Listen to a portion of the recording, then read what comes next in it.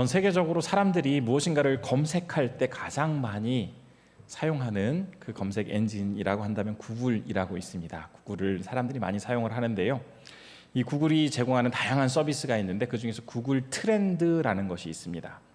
이 구글 트렌드에는 어떤 검색어가 어떤 지역에서 많이 검색되고 있는지, 또 어떤 사람들이 어떤 그 성별이 많이 검색을 하고 있는지를 분석하고 이것을 시각화해서 보여줍니다.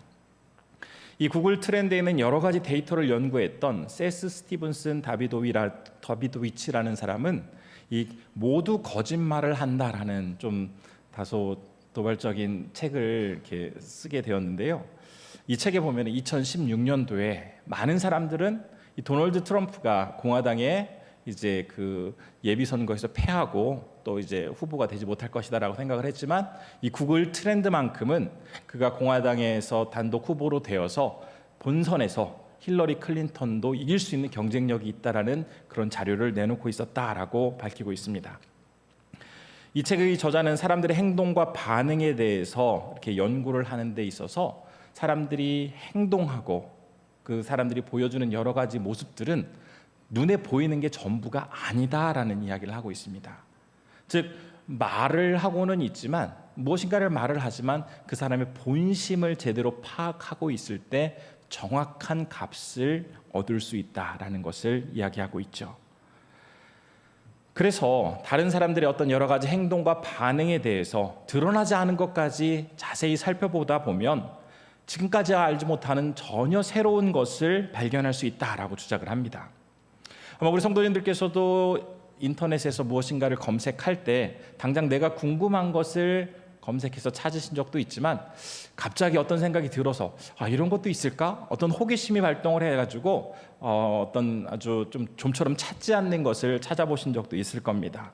또 가끔씩은 남들에게 이야기하기가 민망한 것들, 또 이렇게 뭐 어떤 병이라든지 그런 것들 이야기하기가 좀 쑥스러운 것들도 이렇게 혼자서 찾아보신 적이 있을 텐데요. 이런 이야기하지 않는 자기 마음속에 있는 그런 자세한 것들을 검색함으로써 사람들을 정확하게 이야기할 수 있다는 것이 이 책의 내용입니다. 물론 여러 가지 가능성들을 다 종합해서 연구함으로써 사람들의 진짜 속마음을 알아차릴 수 있다는 그 의견 참 어느 정도 동의가 되는 말입니다. 그러나 아무리 검색 사이트가 사람의 여러 가지 마음까지도 정확하게 분석하는 그러한 시대를 살고 있고 또 요즘에 엄청난 돌풍을 일으키고 있는 생성형 AI가 사람들에게 아주 깜짝 놀랄 만한 어떤 답을 내놓는 그런 시대를 살아간다 할지라도 인간의 일생에 대해서 가장 멋지고 보람되고 또 사람들이 기쁘게 살아갈 수 있는 정확한 길을 제시해 주지는 못하고 있습니다. 반면에 사람이 살아가는 데 있어서 보람되고 기쁘고 또 참 의미 있는 그런 삶이 될 수 있도록 그 방향을 분명히 제시해 주는 그러한 도구가 있는데요. 그것은 바로 하나님의 말씀인 성경입니다. 그렇기 때문에 성경을 인생 사용 설명서라고도 이야기를 하죠. 성경의 많은 내용들이 우리가 인생을 가장 의미 있고 아름답고 복되게 살아갈 수 있도록 안내해주고 있습니다. 그 중에서도 시편의 말씀은 삶의 지혜와 인생의 참된 의미에 대해서 너무나도 명쾌하게 잘 설명을 해주고 있죠. 이 시편을 읽다 보면 사람의 다양한 경험과 또 심정이 아주 생생하게 잘 나타나 있습니다. 어떻게 해야 하나님 앞에서 바르게 살아갈 수 있는지, 또 우리가 인생 가운데 위기를 만나게 될 때 어떻게 그것을 극복해야 하는지 시편의 많은 시인들이 그것을 아주 명쾌하게 이야기를 해주고 있습니다. 어떤 경우는 너무나 기뻐서 주님 앞에 나아가서 찬양하는 모습으로 영광 돌리는 그런 장면도 있고 또 답답하고 불안한 나머지 주님 앞에 나아가서 간절히 기도하며 도움을 구하는 내용들도 시편에 가득합니다. 그래서 시편의 내용은 대부분 찬양과 기도로 구성되어 있다라고 우리가 이야기를 할 수가 있는데요. 오늘 조금 전 우리 성도님들과 함께 읽은 말씀은 시편의 첫 두 장입니다. 첫 두 장인데요. 우리가 읽은 장은 1장과 2장으로 구분이 되어 있지만 1장 1편이 1편 1절이 복 있는 사람은으로 시작을 하고 있고 2편의 마지막 절인 12절은 복이 있도다라는 내용으로 끝나는 것으로 보았을 때 이 두 시는 서로 긴밀한 관계에 있는 시다라고 말을 합니다. 우리가 좀 전에 살펴본 시편에는 1편과 2편의 저자가 누군지를 밝히고 있지 않습니다. 그러나 사도행전 4장 25절과 26절에 보면 그 내용 중에서 다윗이 바로 이 시를 지었다라고 소개를 하고 있기 때문에 그 내용의 연관성을 보더라도 시편 1편과 2편은 다윗의 시라고 볼 수가 있는 것이죠. 대부분의 시가 기도와 찬송으로 구성되어 있다라고 말씀을 드렸는데 조금 전에 읽은 1편과 2편은 그 내용이 기도나 찬송의 내용이 아닙니다. 그럼에도 불구하고 시편의 가장 처음에 그 시가 자리하고 있는데요. 왜 그럴까요? 많은 성경 연구자들은 이 내용이 시편 1편과 2편 가장 앞에 위치하고 있는 이유는 주님 앞에 나아가서 찬양과 기도를 하기에 앞서 찬양과 기도를 받으실 그분을 정확하게 하는 것이 우선적으로 필요하기에 처음에 찬양과 기도를 이야기하지 않고 그 찬양과 기도를 받으시는 하나님, 그분이 어떤 분이신지 어떻게 나아가야 하는지를 설명하고 있다라고 밝힙니다. 따라서 시편의 첫 두 장은 인간의 찬양과 기도를 받으시는 그분을 올바로 알게 될 때에 이후에 인간의 삶은 얼마나 복되고 귀한 삶을 살아갈 수 있게 되는지를 잘 소개해주는 내용이라고 말할 수 있습니다. 그래서 이 시간에는 시편의 첫 두 장을 통해서 우리가 하나님을 알게 될 때, 바르게 알게 될 때, 그렇다면 우리에게 주어지는 그 유익, 본문에서는 복으로 표현을 하고 있는데요. 하나님을 바르게 알므로써 우리가 얻을 수 있는 그 복은 무엇인지 함께 살펴보려고 합니다. 본문에서 인간이 하나님을 바르게 알게 될 때에 얻게 되어지는 복, 그 첫 번째 복은 올바른 인생길로 나아갈 수 있다라고 밝히고 있습니다. 시편의 1편 우리가 너무나 잘 아는 내용이죠. 우리가 암송하는 분들도 많이 있을 겁니다. 이 내용은 인간이 어디서 진리를 발견할 수 있는지, 또 어떻게 해야 어둠을 이기고 빛 가운데 나아갈 수 있는지를 분명하게 밝혀주고 있죠. 하나님께서 이 세상을 창조하실 때 하루하루의 사역이 끝날 때마다 보시기에 좋았더라라고 하시면서 그 하루하루에 맞춰지는 사역을 굉장히 기뻐하셨습니다. 특별히 마지막 날 당신의 형상을 따라 지어진 그 인간의 모습을 보시면서 정말 크게 기뻐하셨죠. 이처럼 존귀하게 창조된 인간에게 이제 에덴 동산에서 풍요와 복을 누리며 살아갈 수 있도록 그렇게 마련해 주셨는데, 그러나 인간이 하나님 앞에 불순종하며 죄를 지은 후에 땅은 저주를 받아서 가시덤불과 엉겅퀴를 내게 되었고 사람들은 땀을 흘리며 수고해야만 살아갈 수 있게 되었습니다. 인류의 조상인 아담과 하와는 하나님께서 이렇게 은혜롭게 베풀어 주신 그 환경에서 그분의 말씀을 거역하고 불순종함으로써 죄를 짓게 되었고 그 결과가 이처럼 비참한 결과로 나타나게 되었는데, 시편 1편에서는 다시 한번 질문을 합니다. 그렇다면 당신들은 어떤 선택을 할 것입니까? 풍요와 기쁨의 복된 인생을 살아가기를 원합니까? 아니면 바람에 나는 겨와 같이 심판을 받아 멸망의 길을 걸어가실 겁니까? 라고 우리에게 묻고 있습니다. 이 말은 사실 묻는다라는 표현보다는 더 정확하게 이야기한다면 반어적으로 그런 악인의 길을 가지 말고 참된 기쁨과 평안을 가져다주는 그 길, 바로 하나님을 온전히 따르며 그분께 기도와 찬양을 드리며 나아가는 것, 그것이 우리가 할 수 있는 가장 복된 삶이고 그 길을 반드시 선택해야 한다라고 이야기하고 있는 내용입니다. 기도는 우리에게 꼭 필요하고 참 중요하죠. 간절한 것을 우리는 하나님 앞에 아뢰일 뿐만 아니라 참 이런 것도 하나님이 들어주실까라는 생각을 하면서도 아주 소소한 것까지 주님 앞에 아뢰입니다. 그런데 우리는 참 이 기도라는 행위를 소중하게 여기면서도 자칫 기도를 하면서 놓치기 쉬운 아주 중요한 한 가지가 있습니다. 기도라는 행위는 굉장히 중요하게 여기는 반면에 이 기도를 들으시는 그분에 대해서는 온전히 살피지 못한 채 내가 하려고 하는 그 내용만 구하는 경우가 참 많다라는 것입니다. 참 열심히 구하고는 있는데 나의 기도를 들으시는 그분께서 과연 이 기도를 원하실까?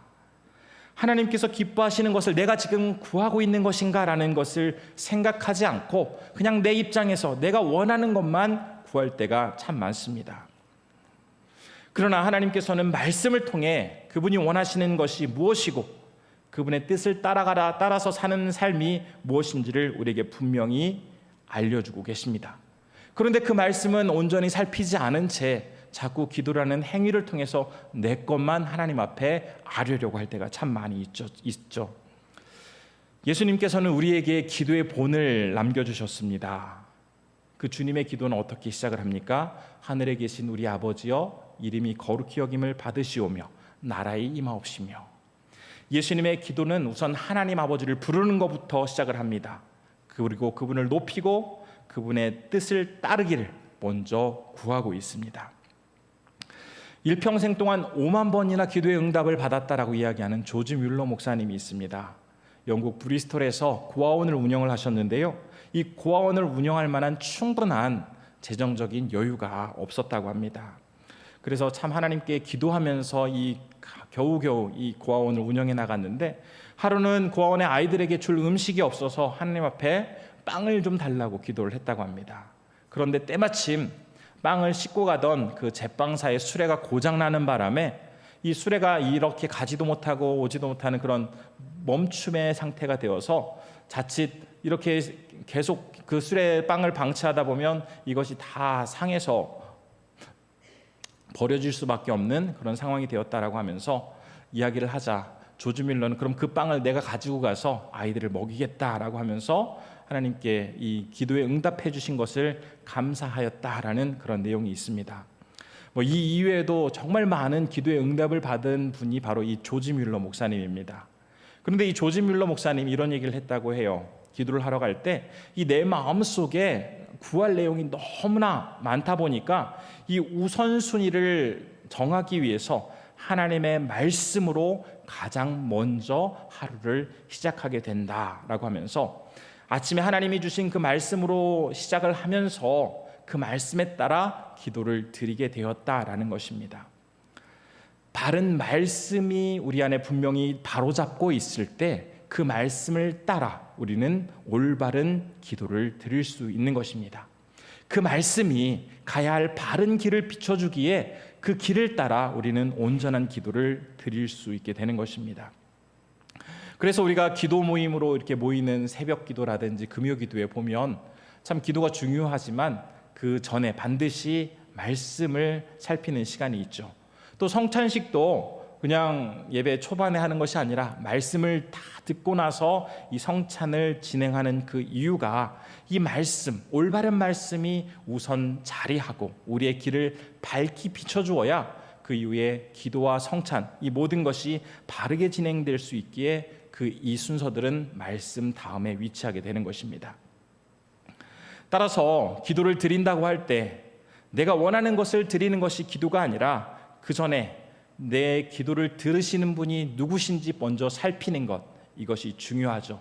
그리고 우리가 기쁨으로 나아가서 찬양을 하지만 이 찬양을 드리기에 앞서 내 찬양을 받으시는 그분이 어떤 분이신지 정확히 아는 것으로부터 시작을 해야 합니다. 이 사실을 제대로 알 때 우리는 주님께 온전히 영광 돌릴 수 있는 것이죠.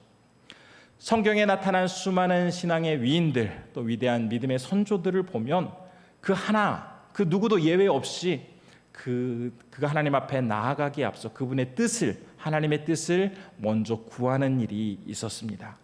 이것은 어떻게 보면 그들만이 하는 방법이 아니라 주님을 진심으로 따르는 자들이 반드시 지켜나가야 할 그 순서인 것입니다. 우리 역시 가장 먼저 하나님 앞에 나아가기에 앞서 그분의 뜻을 정확히 아는 것이 필요합니다. 본문 이제 1편 3절에서는 주님의 말씀을 깊이 묵상하고 그 말씀을 밝히 알기 위해서 부단히 노력하고 또 그 말씀을 묵상하는 사람을 마치 시냇가에 심겨진 나무와 같은 사람이다라고 밝히고 있습니다. 그러면서 그 나무와 같은 사람들은 풍성한 잎사귀가 나고 또 풍성한 열매를 맺으면서 아주 인생을 복되게 살아갈 수 있다라고 증거를 하는데요. 여기서 이 나무라는 것은 성경적으로 볼 때 굉장히 중요한 의미가 있습니다. 우선 이 나무는 에덴 동산에 있는 수많은 나무를 떠올릴 수가 있죠. 말씀을 깊이 묵상하는 과정을 통해서 하나님께서 처음 에덴을 창조하셨을 때 그곳에서 주님과 함께 시간을 보내며 기쁨과 그분과의 사귐을 누렸을 때를 생각하게 하는 그 에덴의 메아리가 시냇가에 심겨진 나무 가운데 발견할 수 있는 이미지고요. 또 요한계시록 맨 마지막 장에 보면 천국에 들어간 성도들이 생명나무의 열매를 먹는 장면이 나옵니다. 이 말씀에서 나무는 회복과 치유 그리고 승리를 의미하는데요. 이처럼 이 나무를 통해서 우리의 삶은 참된 치유와 회복을 경험할 수 있게 된다라고 밝히고 있습니다. 그리고 나무에는 또 다른 생물과 독특한 차이를 지닌 아주 특징이 있는데요. 사람이나 동물은 처음에는 굉장히 빠르게 눈에 띄게 성장을 하지만 어느 순간부터는 이제 노화 그리고 퇴화가 이루어지게 됩니다. 그러나 나무는 처음에 잘 자라지 않는 것 같고 참 과연 저게 살아있는 건가 아닌가라고 의문이 들 때도 있지만 나중에 어느 순간이 되면 엄청나게 자라는 것을 볼 수가 있습니다. 사람과 동물은 몇십 년, 좀 길면은 100여 년을 살아가지만 이 나무는 몇천 년을 살아가는 나무도 있습니다. 그래서 이제 예루살렘을 가보시면 이 코스 중에서 겟세마네 동산 그 교회를 가보면 거기에 있는 올리브 나무, 감람나무가 예수님 시대의 그 올리브 나무가 아직도 있다라고 가이드가 이야기하는 것을 들으실 수 있을 겁니다. 이처럼 참 나무는 어떻게 보면 굉장히 약해 보이지만 그 생명력이 너무나 오래되고 또 성숙을 나타내어주는 그런 의미가 있습니다.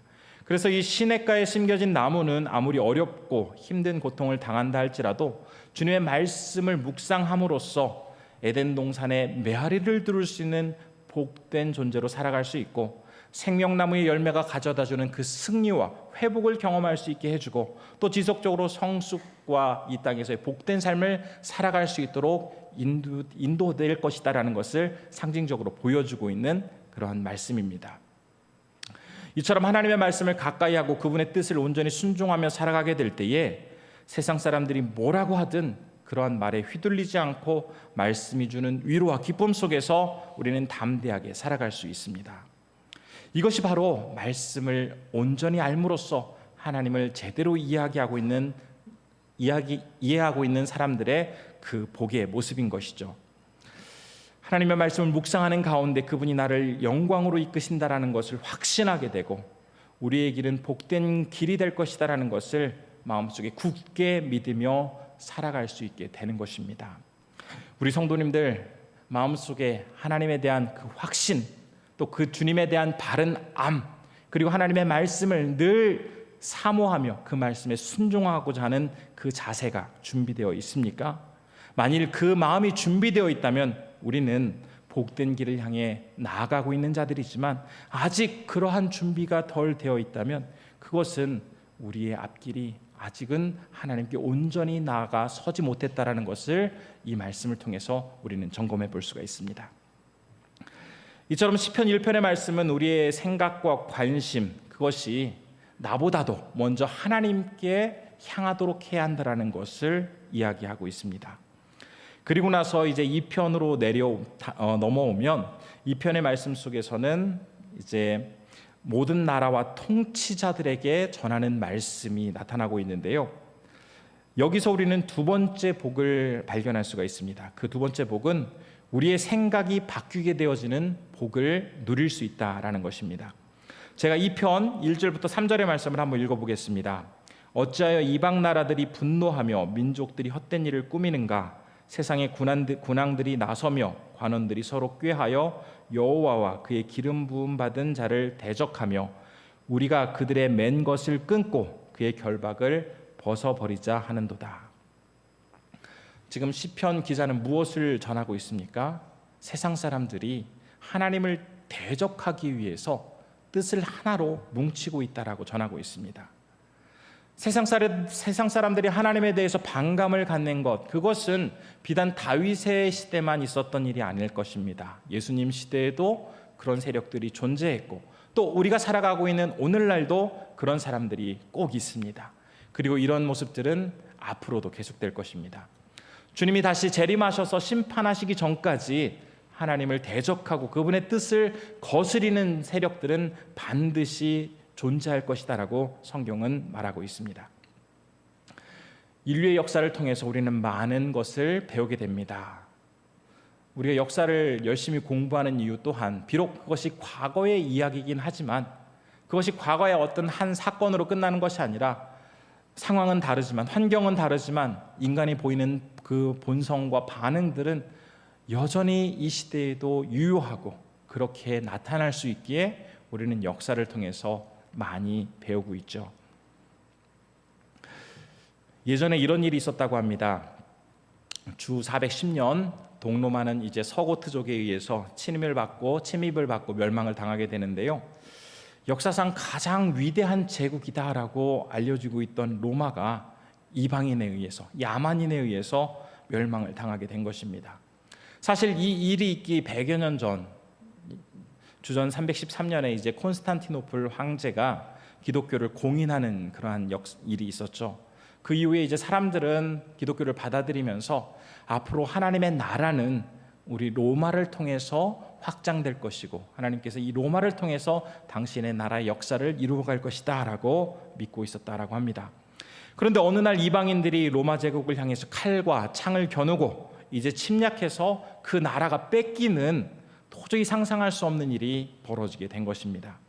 그러니 이 로마 사람들의 그 자존심이 얼마나 크게 무너졌을 것이고 얼마나 큰 충격 속에 빠졌겠습니까?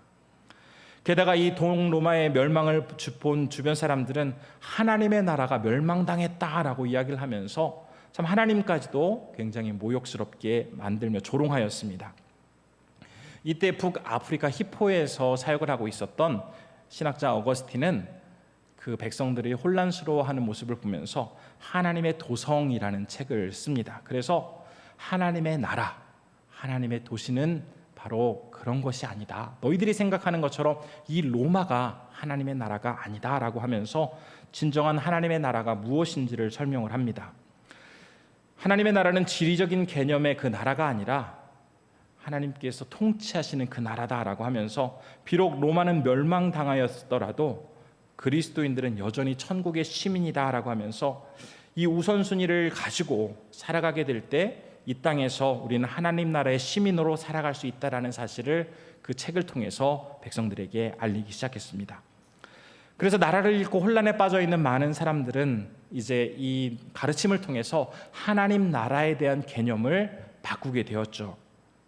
예전에는 눈에 보이는 것, 실제로 우리가 살아가고 있는 이 로마 제국이 하나님의 나라다라고 생각을 했지만 이 하나님의 도성을 통해서 천국이 바로 우리가 그 성경이 말하는 하나님의 나라고 또 우리가 가야 할 장차 우리의 본향이다라고 하면서 그들이 다시 한번 희망을 갖게 되었다라고 합니다. 사람들은 세상이 전부이고 이 세상에서 살아가는 동안 잘 먹고 잘 살아야 된다라고 생각을 하지만 이 세상이 전부가 아니라 진정한 왕이 통치하시는 그 하나님 나라의 백성으로서 우리는 잠시 이 땅에 머물다가 이 세상을 떠나갈 뿐이요 우리가 궁극적으로 이르게 될 그 하나님의 나라를 늘 기억하며 살아가야 한다는 것이 바로 이 책의 내용입니다. 이 사실을 시편 2편 4절부터 6절의 말씀이 다시 한번 분명하게 증거하고 있지 않습니까? 제가 한번 그 내용을 읽어보겠습니다. 하늘에 계신 이가 웃으시며 주께서 그들을 비웃으시리로다. 그때 분을 바라며 진노하사 그들을 놀라게 하여 이르시기를 내가 나의 왕을 내 거룩한 산 시온에 세웠다 하시리로다. 바로 이 말씀을 통해서 하나님은 독생자 예수 그리스도를 이 땅에 보내주실 것이고 그분이 우리를 통치하도록 하심으로써 우리가 영원한 삶을 누릴 수 있게 해주실 것이다 라고 약속을 하고 계십니다. 아무리 눈에 보이는 세력이 강해 보이고 또 이 세상이 전부인 것처럼 사람들은 이야기를 하고 있지만 그것은 결코 영원한 것이 아니고 하나님의 아들이신 예수 그리스도께서 영원한 왕으로 다스리는 그것이 우리가 가야 할 것이고 그것이 진정 하나님의 나라라는 사실을 증거하고 있습니다. 그렇기 때문에 이 세상에 왕노릇하는 수많은 세력들 또 대적들 그들 앞에서 우리는 조금도 위축될 필요 없고 그것을 우리가 가지지 못했다고 해서 실망할 필요도 없다라고 이야기를 합니다. 수많은 공격과 비웃음 앞에서 당당하게 주님을 바라보며 나아가는 모습 그것이 바로 우리에게 필요하다라는 것인데요.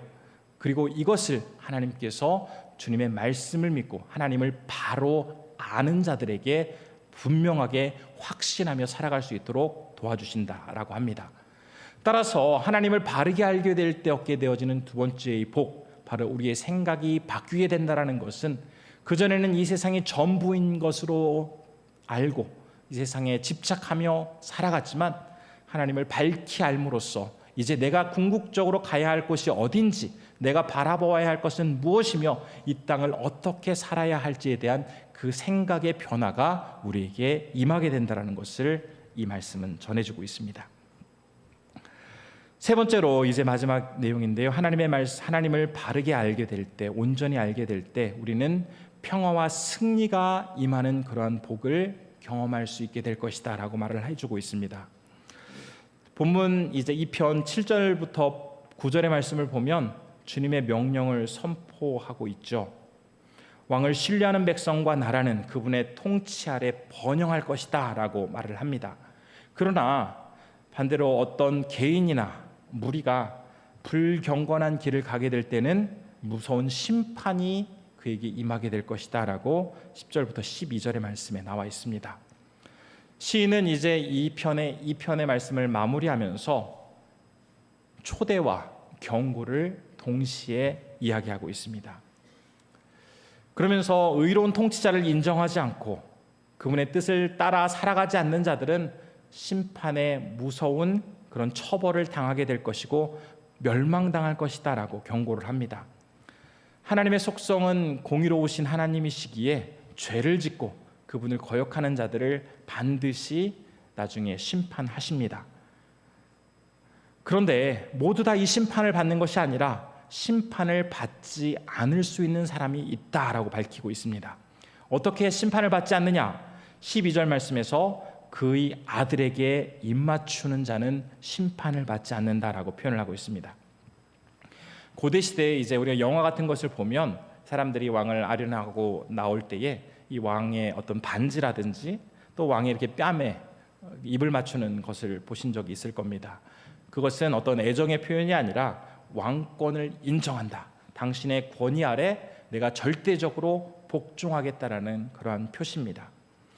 따라서 이 말씀 12절 말씀 속에서 그의 아들에게 입맞추라라는 것은 하나님의 아들이신 예수 그리스도의 통치를 인정하고 그분께 온전히 순종하며 살아가게 될 때에 우리는 하나님의 심판에서 벗어나게 될 것이다 라는 이야기입니다. 우리가 심판이라는 단어를 들으면 굉장히 불안하죠. 혹시 어떻게 되는 거 아니야? 내가 좀 안 좋은 어떤 처벌을 받는 것 아니야? 라고 하면서 심판이라는 단어가 일반적인 사람이라면 굉장히 두렵게 다가오게 되겠지만 그분의 아들에게 입맞춘 자, 즉 하나님의 아들이신 예수 그리스도의 권위를 인정하고 그분의 통치를 받아들이는 자들에게는 이 심판의 순간이 공포의 순간이 아니라 평화와 승리를 맛보는 기쁨의 시간이 된다라는 것입니다. 특별히 이 시편 2편의 말씀 속에서 우리가 많은 사람들이 암송하고 또 굉장히 좋아하는 말씀이 있죠. 바로 7절의 말씀입니다. 우리 7절의 말씀, 시편 2편 7절의 말씀 한번 같이 읽어볼까요? 시작. 내가 여호와의 명령을 전하노라. 여호와께서 내게 이르시되 너는 내 아들이라. 오늘 내가 너를 낳았도다. 아멘. 이 말씀은 이제 하나님께서 주신 말씀인데 이 동일한 말씀이 신약 시대에 나옵니다. 언제 나오죠? 예수님께서 세례 받으실 때 하늘로부터 내려온 말씀이 바로 이 말씀입니다. 그 말씀은 마태복음 3장 16절에서 17절에 있는데요. 제가 그 말씀도 한번 비교하시도록 읽어보도록 하겠습니다. 예수께서 세례를 받으시고 곧 물에서 올라오실새 하늘이 열리고 하나님의 성령이 비둘기같이 내려 자기 위에 임하심을 보시더니 하늘로부터 소리가 있어 말씀하시되 이는 내 사랑하는 아들이요 내 기뻐하는 자라 하시니라. 예수님께서 이제 공생애를 시작하시면서 이 메시아의 직분을 감당하실 때에 공식적으로 그 사역을 감당하실 때 하늘로부터 들려온 소리가 바로 이 소리입니다. 사실 예수님은 종으로 오셨고 종과 같은 삶을 사셨지만 이제 메시아 사역을 시작하실 때 그분을 사랑하는 아들이라고 선언하십니다. 예수님을 피난처로 삼고 그분을 따르는 자들, 비록 죄인이고 볼품없고 너무나 연약한 자들이지만 그분을 아들이라고 부르신 하나님께서 우리에게 동일하게 우리도 아들이라고 부르십니다. 주님께서 하셨던 내 사랑하는 자녀요, 내 기뻐하는 자라는 이 표현을 이제는 주님을 따르고 믿는 자들에게도 동일하게 베풀어 주신다라는 것입니다. 또한 예수님께서 요한복음 15장 9절에서 이렇게 이야기를 하시는데요. 제가 요한복음 15장 9절의 말씀도 읽어보겠습니다. 아버지께서 나를 사랑하신 것 같이 나도 너희를 사랑하였으니 나의 사랑 안에 거하라. 이 말씀처럼 이제 하나님은 우리를 책망하시고 징벌하시고 우리를 무섭게 이끌어 가시는 분이 아니라 사랑하시는 분이시고 우리에게 승리와 기쁨을 가져다 주시는데, 그것은 우리의 어떤 공로 때문에 그런 결과가 주어지는 것이 아니라 하나님의 아들 예수 그리스도를 믿음으로써 그분의 주권을 인정하고 그분의 말씀을 순종하며 살아가게 될 때에 비록 나는 자격이 없지만 우리에게도 그분의 사랑을 동일하게 경험할 수 있는 그 자격을 허락해 주신다는 겁니다. 따라서 하나님을 바르게 알게 될 때 우리에게 주어지는 그 세 번째 복, 바로 승리와 기쁨의 복은 예수 그리스도를 통해서 우리가 누릴 수 있는 평화와 승리라는 것을 오늘 말씀을 통해서 우리가 살펴볼 수가 있습니다. 이제 말씀을 정리하겠습니다. 시편 1편과 2편, 이것은 단순히 우리가 이 세상에서 어떻게 하면 더 보람되고 의미 있고 잘 사는지 그 복을 설명해 주는 내용 이상의 의미가 있다는 것을 오늘 말씀을 통해서 살펴보았습니다. 우리가 이 세상을 살아가게 될 때에 삶의 태도는 어때야 하는지, 또 이 세상을 바르게 살아가기 위해서 가져야 할 관점은 무엇인지, 또 우리가 맞이해야 할 미래를 앞두고 우리는 어떻게 그 미래를 준비해야 하는지, 우리 인생의 근본적인 방향과 또 인생의 참된 의미를 이 시편의 첫 두 장은 우리에게 이야기해주고 있습니다. 그리고 이제 이어지는 시편 3편부터 이후의 말씀은 이렇게 방향을 바르게 설정하며 살아간 위대한 신앙의 스승들이, 또 신앙의 선조들이 실제로 어떻게 하나님을 바르게 알며 그분 앞에 나아가 기도하고 찬양했는지를 너무나 생생하게 우리에게 보여주고 있습니다. 우리는 이 말씀을 통해서 그리스도인으로 살아가고 있는 나는 과연 삶의 방향을 제대로 세우고 그 방향을 따라가고 있는지를 다시 한번 점검해 보아야 하겠습니다. 하나님을 바르게 알므로써 주님을 진심으로 의지하며 내 모든 삶 가운데 과연 나는 올바른 인생길로 나아가고 있는지, 또 하나님을 바르게 알므로써 나의 생각은 세상 사람들과 달리 온전히 하나님이 원하시는 그 생각으로 바뀌었는지, 또 나는 하나님을 바르게 알므로써 장차 임할 그 심판의 날이 두려움과 공포의 날이 아니요 평화와 승리가 임하는 기쁨의 날이라는 것을 확신하며 살아가고 있는지를 다시 한번 이 말씀을 통해서 돌아보면서 이 말씀이 우리에게 약속한 수많은 그 복과 수많은 평안과 기쁨을 인생 가운데 누리시는 우리 성도님들 되시기를 진심으로 소원합니다.